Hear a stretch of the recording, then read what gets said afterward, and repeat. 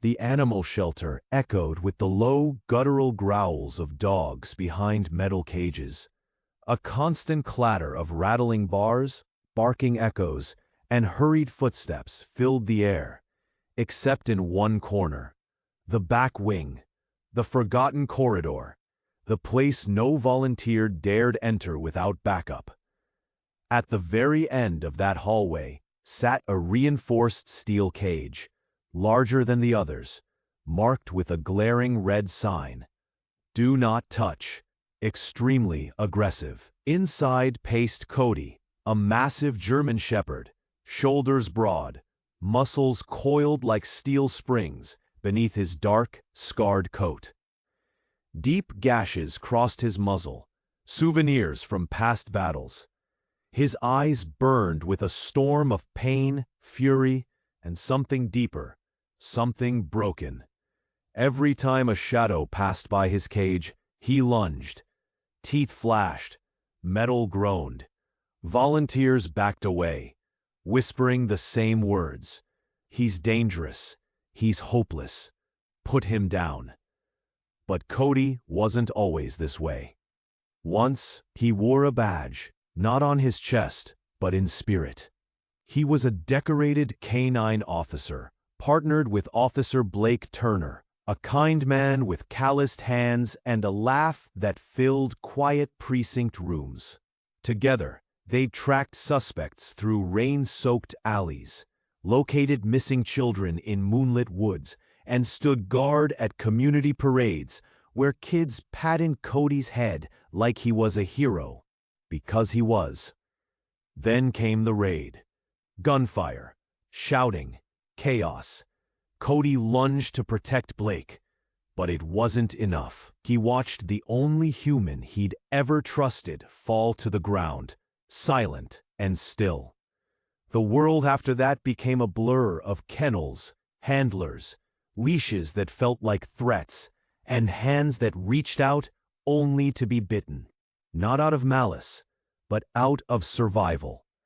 Every stranger was a danger. Every touch, a betrayal waiting to happen. He wasn't aggressive. He was grieving. And grief, when left untended, can look an awful lot like rage. It was a Saturday morning, bright, noisy, ordinary. The shelter buzzed with activity. Phones ringing, dogs barking, volunteers rushing with food bowls and leashes. At the front desk, a young mother filled out an adoption form, her attention fixed on paperwork.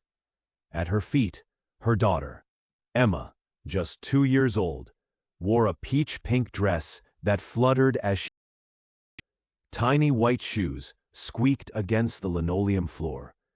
While her mother signed her name, Emma's wide eyes drifted toward the kennels. She saw wagging tails, bright toys, furry faces peering through bars with curious eyes. Giggling softly, she toddled away, unnoticed. Drawn by a low, rhythmic clanging, she followed the sound down the main hallway and turned left, into the back wing, the forbidden zone. Her small footsteps echoed in the sudden quiet. The other dogs stopped barking.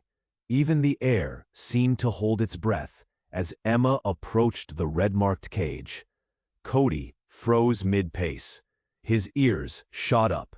His nostrils flared. A deep, warning growl rolled from his chest like thunder before a storm.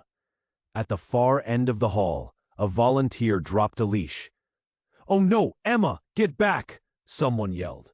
Her mother turned, eyes wide with panic, and sprinted down the corridor. But it was too late. Emma stood before the cage, her tiny hands reaching for the cold metal bars. Cody tensed. Every strike. Volunteers covered their mouths. Someone whispered a prayer. And then she smiled. Not a fearful grimace, not a cry. A genuine, toothy, sunbeam smile. "Doggy," she whispered, pressing her palm flat against the bars. Cody's growl faltered.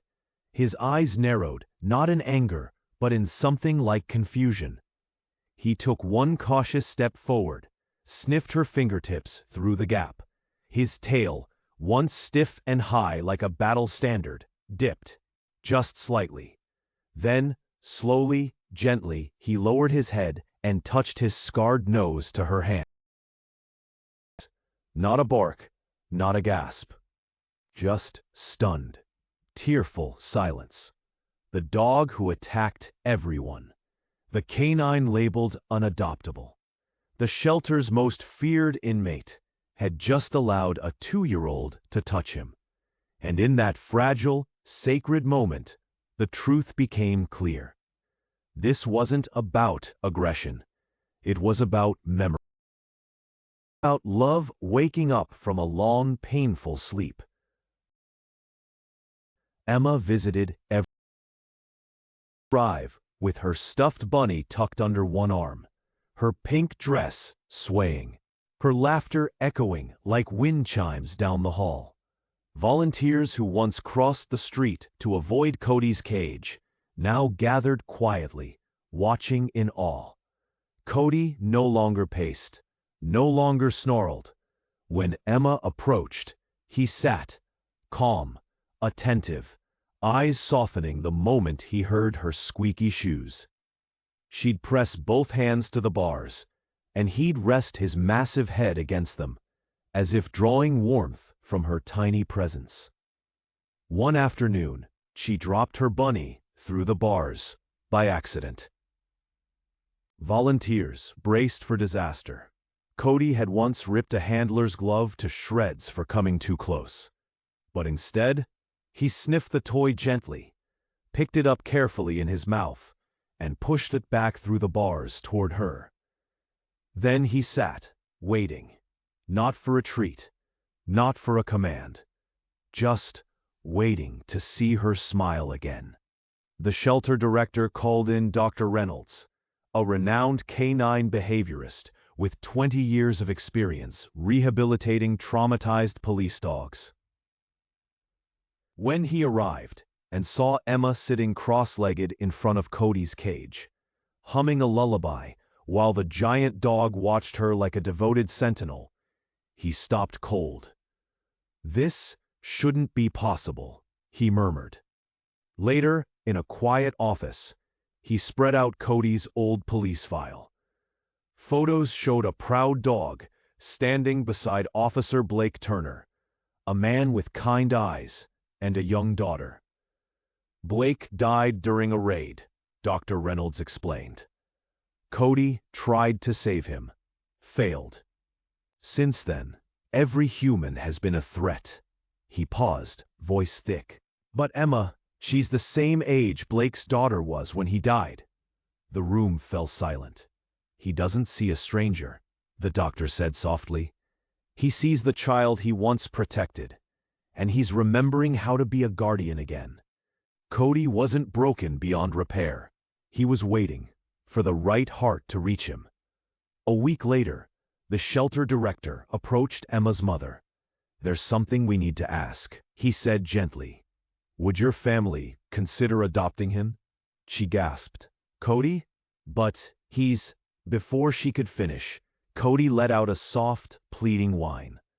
He pressed his nose through the bars, nudging Emma's fingers. She giggled and rubbed his muzzle. The director smiled. He's chosen her. And honestly, she saved him. That afternoon, paperwork was signed. For the first time, Cody stepped out of his cage, willingly. Not dragged, not sedated, not forced. He walked beside Emma, leash held in her tiny hand, tail swaying like a slow, hopeful metronome. At home, he explored the house with quiet caution. Then, as Emma napped on the living room floor, he curled his body around her like a living shield, eyes half closed, ears alert, breath steady. A guardian reborn. And somewhere, perhaps, Officer Blake smiled. Because love doesn't always come from strength. Sometimes, it comes from the smallest hands and the quietest hearts. From that day on, No one called Cody aggressive again. They called him what he truly was, a hero, remembering how to trust.